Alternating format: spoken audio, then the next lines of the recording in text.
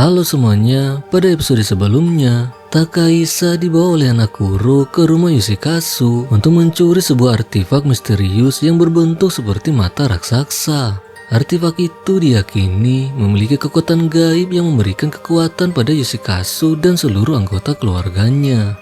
Akibat kekuatan artefak itu, semua orang yang ada di Pulau Kichikojima berubah menjadi manusia aneh. Hanakuro pun menyuruh Takaisa untuk masuk ke rumah Yoshikazu dan mencuri artefaknya, sebab ia sendiri tidak dapat masuk akibat sebuah mantra yang mencegah penduduk asli pulau itu masuk ke dalam. Sebagai orang luar, Takaisa dengan mudah masuk ke rumah Yoshikazu yang gelap penuh dengan tulang belulang manusia. Ketika ia menginjakkan kakinya, Mary dan Kaoru yang berada di tempat lain langsung merasakan kehadirannya. Ia pun bersama adiknya bergegas menuju rumah mereka. Di tengah jalan, Kaoru takut kalau yang memasuki rumahnya adalah hantu, sehingga ia langsung kabur meninggalkan Mary. Setelah Kaoru pergi, Mary menyadari ayahnya berada di atas pohon, tengah mengamati rumah mereka. Ia memberitahukan pada putrinya kalau yang masuk ke dalam rumah mereka adalah Takaisa, si pria berambut durian. Ia juga menduga Takaisa dimanipulasi seseorang untuk mencuri artefaknya. Mendengar hal itu, Mary dan ayahnya bergegas menuju rumah mereka. Di dalam rumah Yoshikazu, Takaisa berhasil menemukan artefak berbentuk mata raksasa itu. Saking terkesimanya melihat aura yang dipancarkan mata tersebut, Takaisa tak sadar kalau di belakangnya ada nenek tua raksasa sedang berdiri. Melihat nenek itu, Takaisa hampir pipis di celana gara-gara melihat wajah peotnya. Dengan cepat nenek itu menggenggam Takaisa lalu memperlakukannya seperti seorang bayi. Ia diletakkan di ranjang bayi serta memberinya sebuah dot. Sementara menina bobokan Takaisa, nenek itu melihat artefaknya ternyata bereaksi dengan kehadiran pria tersebut. Ia pun mengambil mata itu yang secara mengejutkan mengeluarkan serabut-serabut kecil di sekeliling matanya, lalu mulai menjalar memasuki mata Takaisa sampai menutupi seluruh mata dan kepalanya. Di saat itu ia mendapat penglihatan saat Kaoru kecil diberikan topeng babi dari ayahnya.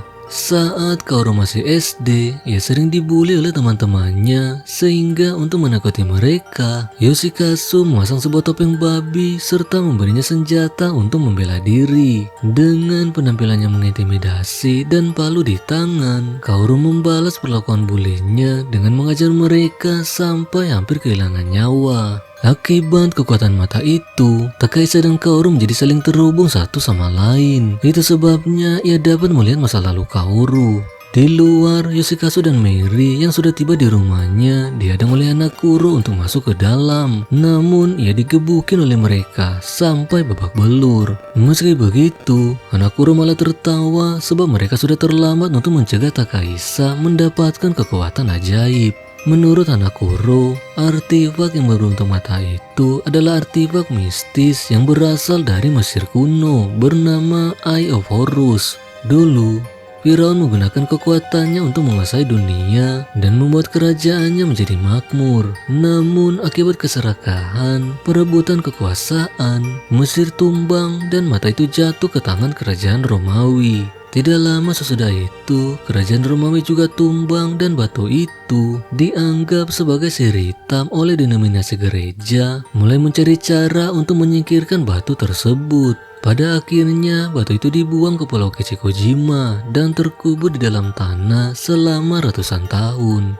Suatu hari, beberapa orang yang dipimpin oleh anak Kuro dan Yoshikazu tanpa sengaja menemukan batu itu saat sedang mencari emas, dan sisa ceritanya seperti yang terjadi sekarang ini. Mengetahui Takaisa sedang mengalami keadaan spiritual, Yoshikazu dan Mary segera masuk ke dalam untuk melihatnya.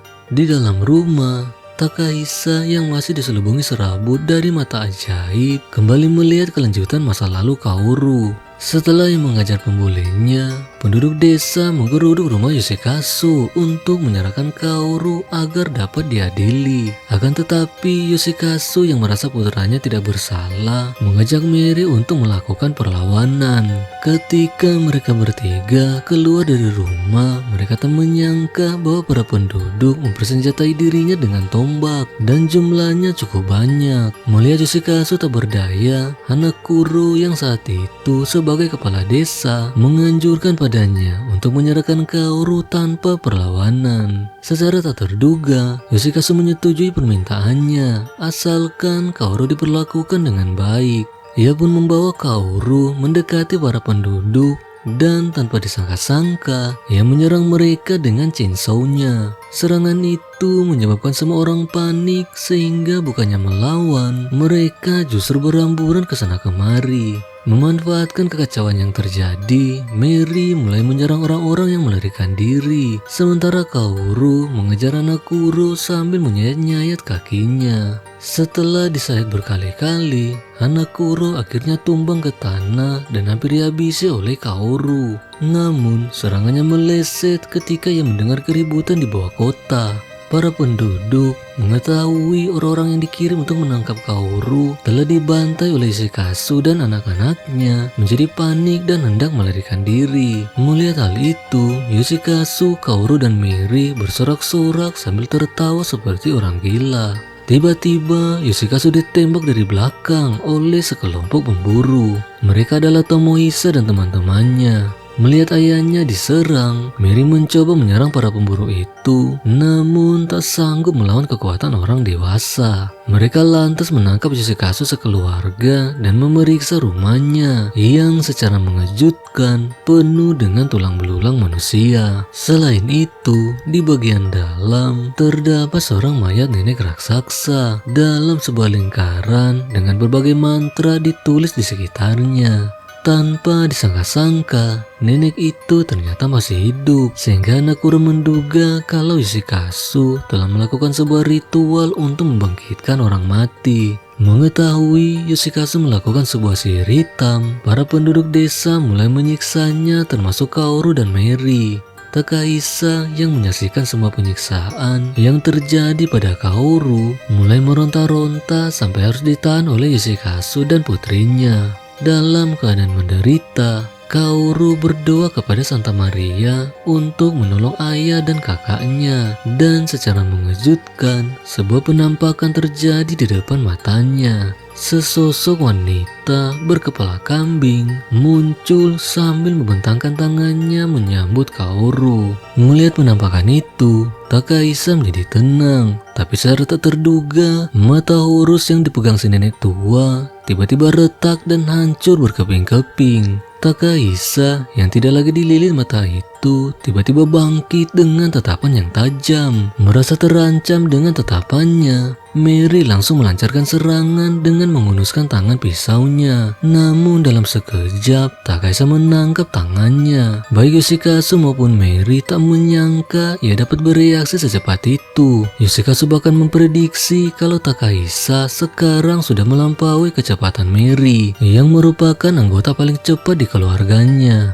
Melihat ayahnya bengong, Mary segera berteriak untuk ditolong. Yoshikazu pun mengayunkan pengaitnya untuk menyerang Takahisa dari belakang. Akan tetapi pria itu tiba-tiba lenyap dari wajahnya. Pengait yang dihentakkan Yoshikazu justru menancap di tangan Mary yang mau tak mau menjerit kesakitan. Setelah dicari-cari, ternyata Takahisa melompat ke atas dengan kecepatan yang tinggi. Serabutan yang membungkus wajahnya perlahan-lahan jatuh ke bawah, memperlihatkan ekspresi Takahisa yang menyeramkan. Serabutan yang lepas itu kembali menyatu ke dalam mata Horus yang kini hanya tersisa bola mata saja. Melihat hal itu, Takahisa menjatuhkan dirinya dan menginjak mata itu sampai hancur. Ia pun ditampar oleh si nenek tua dengan tangannya yang besar. Akan tetapi tamparannya tidak melukai Takahisa sedikit pun. Ia justru tertawa seperti Kaoru.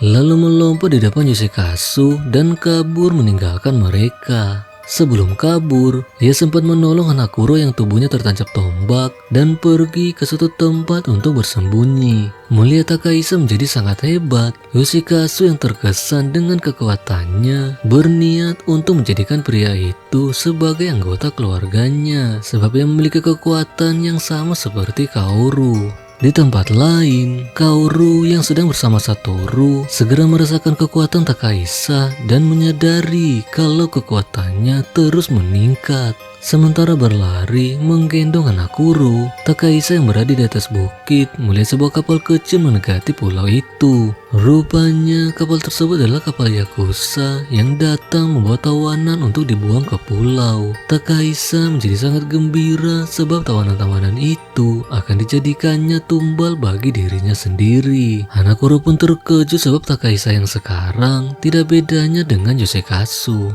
Setelah orang-orang buangan itu dilepaskan di pantai, Takaisa yang sudah menunggu mereka langsung menyerangnya tanpa ampun. Dengan mudah ia mengangkat seorang pria dewasa seperti anak kucing, lalu membantingnya ke tanah dengan sangat keras sampai kepalanya hancur. Satu persatu semua orang dihabisinya dengan membabi buta. Setelah semua orang tewas, barulah Takaisa sadar dengan perbuatannya.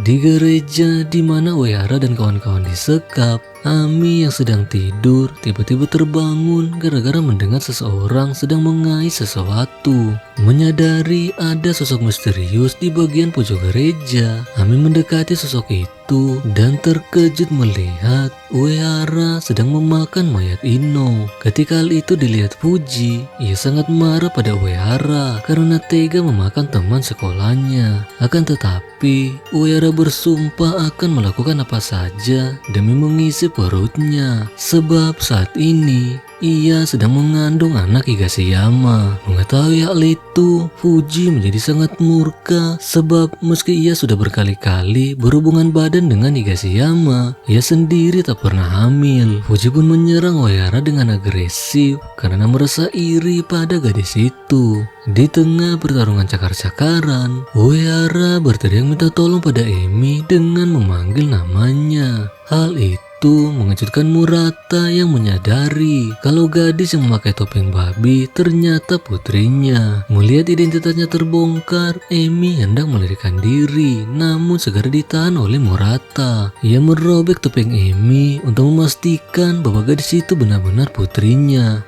Setelah melihat ia adalah putri kandungnya, Murata memeluk Emi dengan erat sampai mengungkapkan keinginannya untuk mendirikan keluarga baru yang berasal dari janin Emi. Ia pun segera menjatuhkan Emi ke tanah dan hendak memperkosa putri kandungnya. Satoru yang menyaksikan kegilaan mereka dari atas gedung hanya bisa geleng-geleng kepala sambil menyebut orang-orang itu sebagai monster.